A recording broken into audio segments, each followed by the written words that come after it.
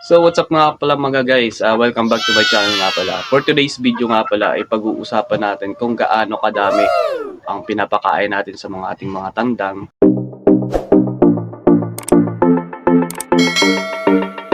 Lalo na dun sa mga nasa medium size pa lamang or mga stag. Ayan, 6 months to 8 months nga pala. Gaano nga ba kadami? Ah, sa pagpapakain kasi natin ay depende kasi yan sa katawan ng manok, kung large size or medium size yung ating mga manok. Kasi may mga manok kasi na medyo malaki at may mga manok din kasi na medyo tama lang. So, for today's video ay papakita natin yung ating takalan.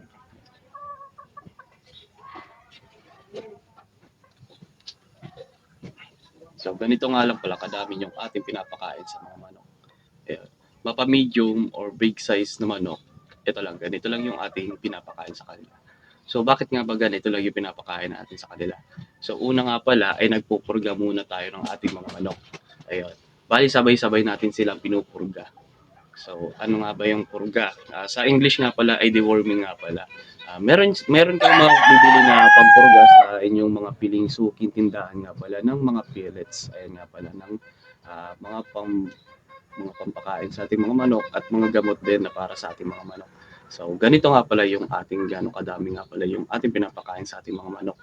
At bago tayo magpakain kasi ay every month tayo ay nag-deworming tayo.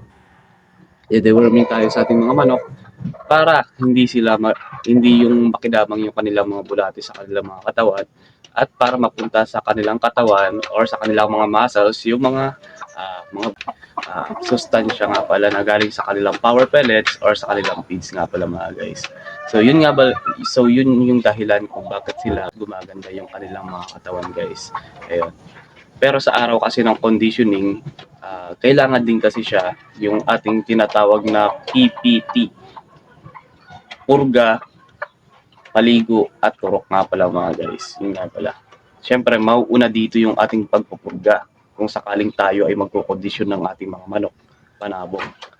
Yan.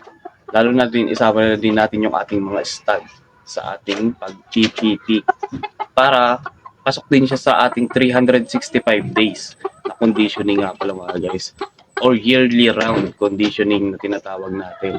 So mas maganda din siya na gawin natin siyang yearly conditioning nga pala mga guys. Ayun. For today's kasi ngayong araw kasi ay nagpurga na tayo nung nakaraang month ng ating mga manok. This coming week ay magpapaligo tayo, then diretso na din tayo sa injection. Mag-i-inject na din tayo sa kanilang mga katawan ng mga B-complex. Ay nga pala. Sa susunod nating vlog ay ipapakita natin kung paano tayo magpaligo ng manok gamit ang ating peeling shampoo. Ayan, na ginagamit natin sa pagpapaligo ng manok. Then after that, mapakita natin kung paano magturok nga pala ng B-complex nga pala sa katawan ng ating mga tandang or panabong nga pala mga guys. Kasama na rin dito ang ating istal. Pero syempre, hindi tayo nag-post dito ng kung paano sila turukan. Yan. Papakita lang natin yung dosage ng every ating mga manok panabong nga pala. Kung gaano kadami lang yung narapat sa kanila na dosage. Ay syempre, na-overdose yung ating mga manok. Kung sakaling lalagyan natin siya ng 0.5. Kaya medyo madami na kasi yun. Depende pa yun sa kanilang katawan kung kakayanin ba ng ating mga manok panabong nga pala mga guys. Ayun. Siyempre, may mga manok din na hindi nila kinakaya yung mga sobrang dami ng gamot or sobrang dami ng pang-injection. Lalo na pag kung ang manok natin ay mga stag pa lamang. Yan, nakadepende kasi yan sa tanda ng ating mga manok kung ito ba ay stag or ito ba ay mga matatanda na umaabot ng 1 taon. Yan mga guys. Kaya tayo ay medyo maingat din sa pagkukondisyon din ng ating mga manok. Kasi syempre, gusto din natin siya na masigla siya or alerto sa araw ng laban nga pala pag ilalaban na natin siya kinabukasan. Ayun. Bali ngayon sa susunod nating video ay papakita natin kung paano tayo magpaligo ng manok. Then after that, lalagyan natin sila ng B-complex. Ayun nga pala. Hindi nga pala tayo nagpo-post dito ng about sa mga sparring ng ating mga manok or pointing. Ayan, pagpo-point ng mga palo ng ating mga manok kasi hindi siya hindi siya pasok sa community guidelines dito ni YouTube. Ayun.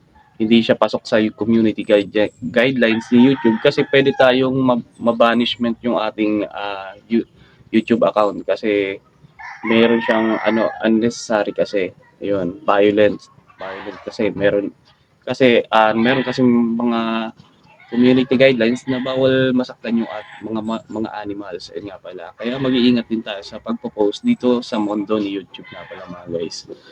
Ultimo kasi pag-aaway din ng dalawang animals ay bawal. Ayun. Bawal. Sobrang bawal yan at pinagbabawal yan dito sa mundo ni YouTube. Kaya ayun, sobrang ingat tayo. Kaya hindi tayo nagpo-post about sa sparring ng ating mga manok. Yan.